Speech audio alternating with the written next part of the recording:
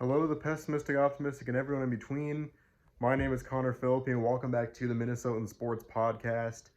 And at the end of the day, I was rooting for the 49ers to win the Super Bowl, but we got what we wanted, and that is a good game that ended up coming right down to the wire.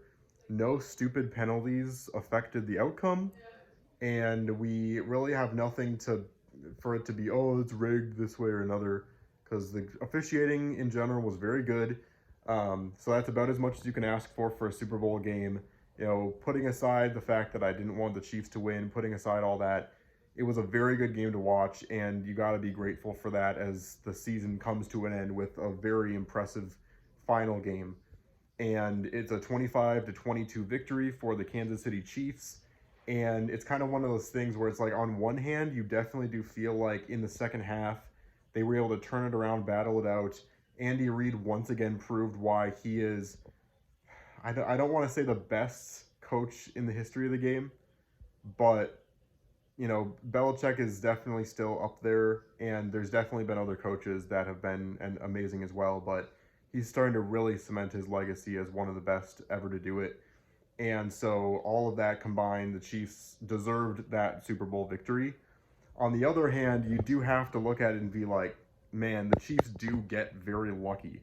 It feels like that happens with some of these teams. It feels like whenever you have one of those quarterbacks, one of those franchise changing, you know, best quarterbacks of that generation type players, it just seems like other things happen that go along with it. And it's just the weirdest thing. Like with the Patriots, for example, these crazy things would happen, like the Seahawks making one of the dumbest moves in the history of the Super Bowl, or the Falcons blowing a 25-point lead. Like that stuff happens only to the best. And it's the same thing with Travis Kelce and Patrick Mahomes and these Chiefs, where, of course, they're down four and punting the ball off to the 49ers. They're finally trying to start the running game, and that was just a complete momentum shifter. It completely changed the complexion of the game for the Chiefs to just get the ball within the 20 like that. But to the Chiefs' credit, they battled back. What good teams do is, yes, sometimes they do get lucky, but they take those opportunities and they do not miss on it. And that's what the Chiefs did just then. They took an opportunity, and you knew they were going to score a touchdown there because that's just how good they are. So props to them. We were doing a thing with our family where we did all the different, who would win the coin toss, all the different predictions, and we just tallied up all the end things. And one of them was how much was Taylor Swift going to be on camera. And I thought, man, maybe it'll be like around 6. Like, I think they're going to try and cut it back a little bit. And they showed 4 during the first half, and I thought I was in pretty good shape. And then they showed her like 8 times in the second half. And it just got a little bit ridiculous. But it's not that big a deal. My wife was very excited that the Chiefs won. She claims it's not because of Taylor Swift. I don't know if I agree with that. But going back into the game, it's tough because Brock Purdy did play a very good game in some ways. In other ways, it just wasn't quite enough. He didn't get help from a lot of players. I mean, George Kittle was heavily covered in this game, but still, you cannot be one of the top tight ends in the game and get locked up like that. I mean, Kittle was nowhere to be found. At the very end, he ended up getting hurt, but man, he did not do anything. And that is not the kind of Super Bowl performance you need to have out of one of your top receiving options. And I said in my predictions video that I predicted that Kittle would be the reason the 49ers ended up winning the game, that he'd be clutch in the final quarter, that he would be one of the main MVPs of the game, and he wasn't, and that was one of the factors for why the 49ers lost. Also, I mean, it's tough to be a 49ers fan. Sorry to my friend Jarrett, where you legitimately watched your team 3rd and 4 with an opportunity. I know that the Chiefs still could have come back and score a touchdown. The Chiefs defense could have stopped, but with the potential to get the ball back. Even if the Chiefs did score a touchdown, you still could get that field goal and instantly win the game. It felt like if the 49ers could score a touchdown that first drive of overtime, they would have won. And you got a 3rd and 4 at like what, the 15-yard line, the 20-yard line. You got to convert there if you're going to get a chance to win the Super Bowl. Not to mention the fact that in the very 2-minute warning, you have going out of the 2-minute warning, you have a 3rd and 4, and you get that first down. Basically, you win the Super Bowl. All Moody has to do is kick that easy field goal. You have to pick up, 4 yards, and you are Super Bowl champions. You can run the clock pretty much all the way down. It has to hurt to not be able to do that. And that's definitely something Purdy's going to think about. That's why I say that Purdy played a very good game, but it just wasn't enough. And that's what's difficult about it.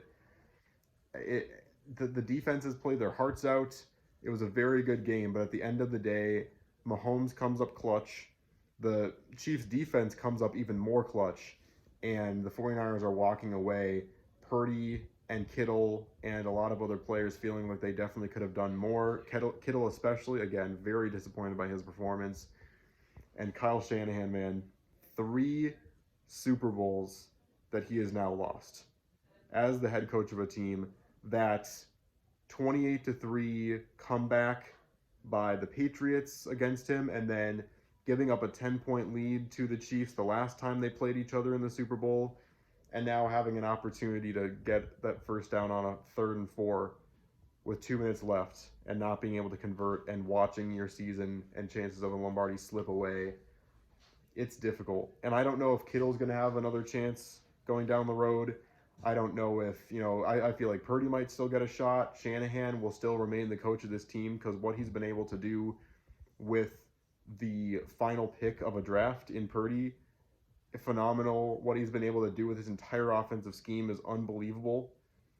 And so he's going to be back. I just don't know if he's going to reach another Super Bowl. And that's what's difficult. And I really feel for Kyle Shanahan. And so the 49ers fans out there, at least you have 4 Super Bowls. I know you haven't won one since the 80s, but you could be a Vikings fan. That's my motto. No matter what team you root for, you could always be a Vikings fan. And that's the lesson of the day. What do you have to say, Glenn? Chiefs Kingdom. Yeah, so that's all I got to say. I just also want to say this has been a really fun season to cover on my podcast. Thank you to everyone who has followed the whole journey from start to finish. I'm going to be doing a couple more breakdowns of the NFL season this year before I look to next season. I'm going to be doing a video where I break down each team in each conference and just kind of go over how their season went, what went right and what went wrong. I'm going to do one specifically for the Vikings too, more of a long-winded video. And then I'm going to be doing some of the most surprising players of the season, as well as doing a video where I go over my worst takes I had before the season started, just kind of beating myself up for some of the bad predictions I made. And then after that, we're looking forward to next season. So much is going to happen in the Vikings off season this year. So it's going to be a lot to watch and a very exciting one, whether it's good or bad for us. But again, thanks so much. It's been a wild ride.